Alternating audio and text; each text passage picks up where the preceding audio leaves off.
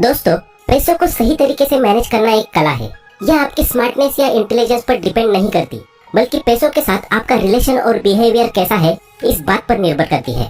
आपने ये अक्सर देखा होगा कि लाख गुना जीनियस होने के बाद भी एक आदमी अपना सारा पैसा गवा देता है।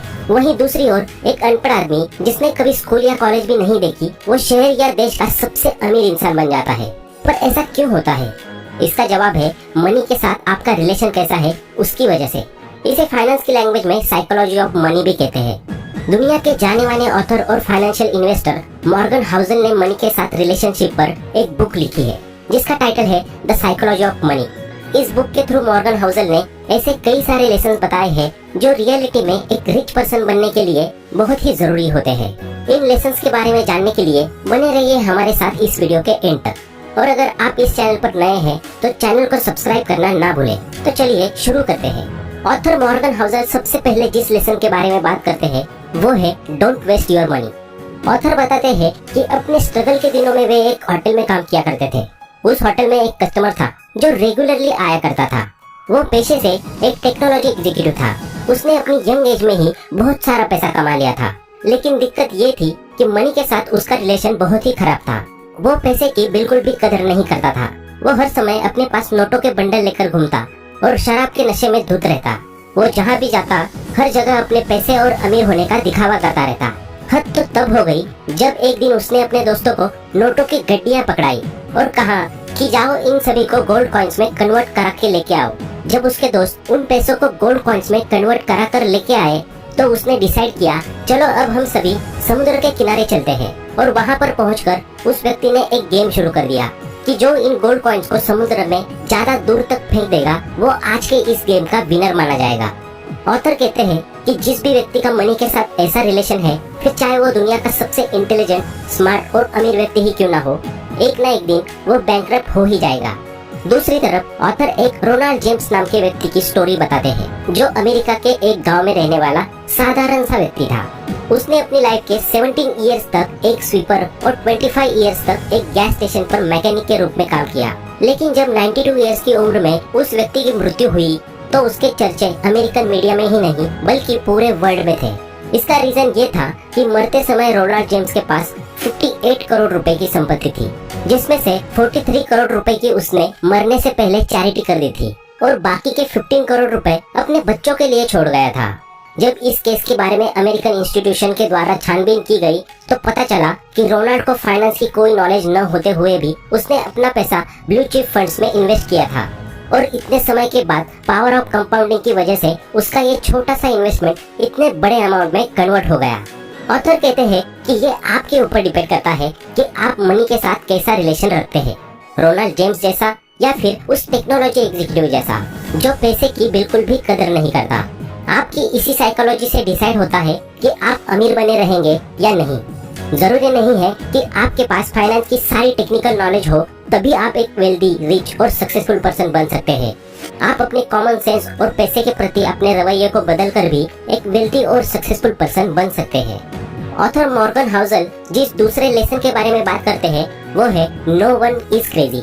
इसे वे एक एग्जाम्पल के थ्रू समझाने की कोशिश करते हैं और कहते हैं कि क्या आपको पता है कि अमेरिका में आज भी ऐसे कई लोग हैं जो बहुत ही कम पैसे कमाते हैं और अपने सारे पैसे लॉटरी खरीदने में खर्च कर देते हैं क्योंकि उनका सपना है कि एक दिन उन्हें अमीर बनना है। अब ये आपको सुनने में बहुत ही अजीब लग सकता है और आप में से कुछ लोग तो ये भी सोच रहे होंगे कि ये कैसे पागल लोग हैं। उस पैसे से अपनी जरूरत की चीजों को न खरीद कर लॉटरी टिकट्स को खरीद रहे हैं और अमीर बनने का ख्वाब देख रहे हैं। लेकिन यदि बात उनके पर्सपेक्टिव की जाए तो इन लॉटरी टिकट्स को खरीदने वाले लोगों का कहना है कि उनकी ईयरली इनकम इतनी लो है कि उसमें वे अपनी डेली यूज की चीजें तक नहीं खरीद पाते। ऐसे में खुद का घर, गाड़ी, अच्छी एजुकेशन, लग्जरीज ये सब उनकी हैसियत से बहुत आगे की चीज है। इसलिए उन्हें लगता है कि लॉटरी ही उनको जल्द से जल्द अमीर बनाने की आखिरी उम्मीद है। ऑथर कहते हैं कि इस दुनिया में जितने भी लोग हैं, फिर चाहे वो गरीब हो, मिडिल क्लास हो या फिर सबसे अमीर व्यक्ति हो, कोई भी अपने फाइनेंशियल डिसीजन एक्सेल शीट में एनालिसिस करते हुए नहीं लेता। सारे ही लोग अपने डिसीजन उस टाइम की सिचुएशन और इमोशन से प्रभावित होकर लेते हैं। ऐसा जरूर हो सकता है कि उस समय जो डिसीजन आपने लिया हो वो मुझे गलत लगे और जो डिसीजन उस समय मैंने लिया हो वो आपको गलत लगे। लेकिन किसी की भी फाइनेंशियल ग्रोथ एंड सक्सेस इस बात पर डिपेंड करेगी कि हम अपनी सिचुएशन और इमोशंस के ऊपर कंट्रोल रखते हुए अपने पैसे को कितना यूजफुल बना पाए और उसे कितनी हद तक मैनेज कर पाए। ऑथर मॉर्गन हाउसल जिस तीसरे लेसन के बारे में बात करते हैं वो है नेवर इनफ, यानी कि अपनी इच्छाओं को बढ़ाते रहना और कम में ही संतुष्ट न हो जाना बहुत ही अच्छी बात है, लेकिन साथ ही साथ एक लिमिट को डिसाइड करना भी बहुत जरूरी होता है। क्योंकि मनी के साथ प्रॉब्लम ये है कि यदि आप हर समय उसके बारे में सोचना शुरू कर देंगे और हमेशा उसे ग्रो करने का तरीका ढूंढने लगेंगे तो कब आपकी डिजायर लालच में कन्वर्ट हो जाएगी यह आपको पता भी नहीं चलेगा, और साथ ही साथ यह आपके मेंटल हेल्थ पर भी निगेटिव असर डालना शुरू कर देगा। ऑथर इस लेसन को और अच्छे तरीके से समझाने के लिए कोलकाता में रहते एक रजत गुप्ता की लाइफ का एग्जाम्पल लेते हैं। वे कहते हैं कि रजत बचपन से ही अनाथ थे, लेकिन इसके बावजूद भी उन्होंने 40 की उम्र में ही एक बड़ी कंपनी के सीईओ का पद प्राप्त किया।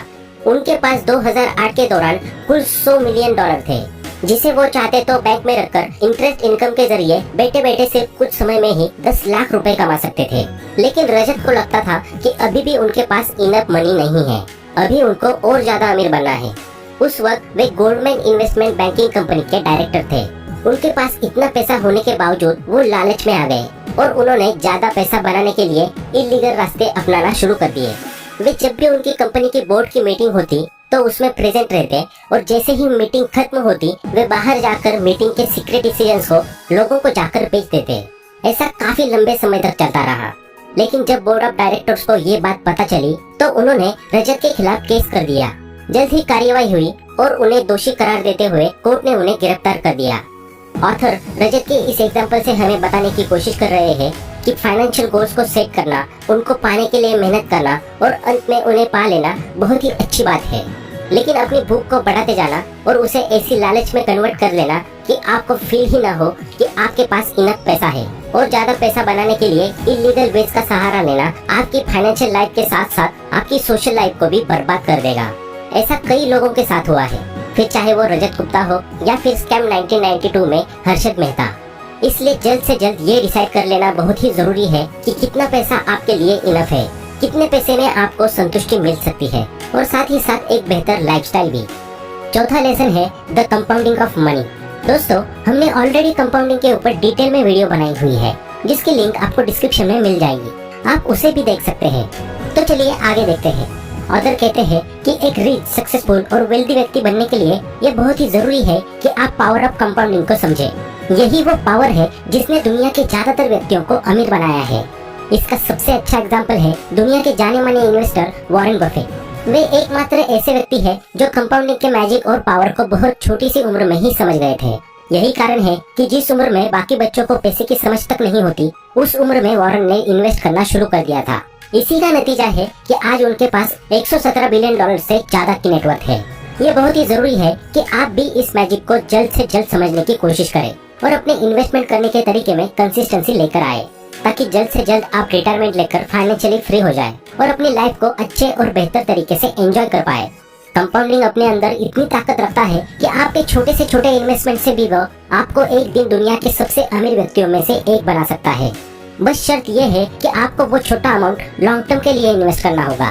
तो आप भी जल्द से जल्द इन्वेस्टमेंट करना शुरू कीजिए। हमने इंडिया के सबसे ट्रस्टेड ब्रोकर एंजल वन की लिंक डिस्क्रिप्शन और पिन कमेंट में दी है। आप उसमें जाकर अपना डीमैट अकाउंट ओपन करवा सकते हैं, क्योंकि जितना जल्दी आप कंपाउंडिंग के थ्रू इन्वेस्टमेंट करना शुरू करेंगे, आपका पैसा भी उतना ही अधिक ग्रो करना शुरू हो जाएगा।